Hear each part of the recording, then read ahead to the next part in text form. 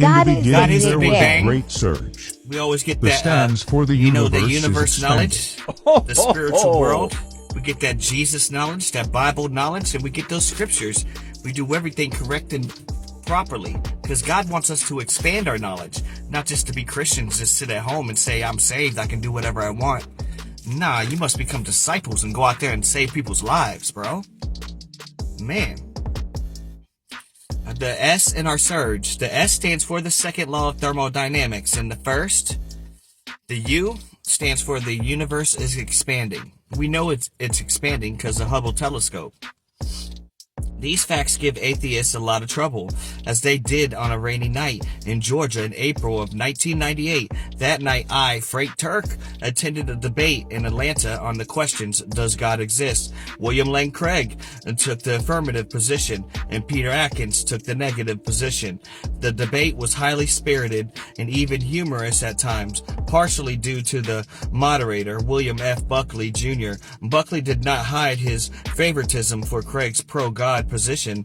After introducing Craig and his impressive credentials, Buckley begins to introduce Atkins, and by cracking on the side of the devil is Dr. Peter Atkins.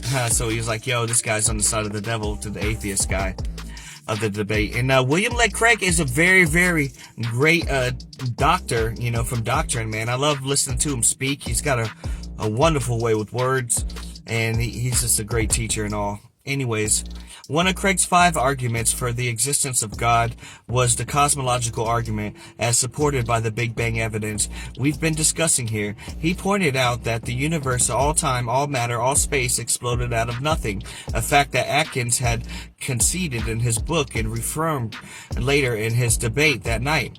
Since Craig spoke first, he informed the audience how Atkins attempts to explain the universe from an atheist perspective. In his book, The Creation Revisited, Dr. Atkins struggles mightily to explain how the universe could come into existence uncaused out of nothing, but in the end he finds himself trapped in self-contradiction. He writes, now we go back in time beyond the moment of creation to when there was no time, to where there was no space, and that in this time before time he imagines a swirling dust of mathematical points which recombined again and again and again, and finally comes by a trail of error to form out our space-time and universe. So he says there's like some dust flying around, and that's started the Big Bang. Wow, that's all you can come up with? None of that's better than God.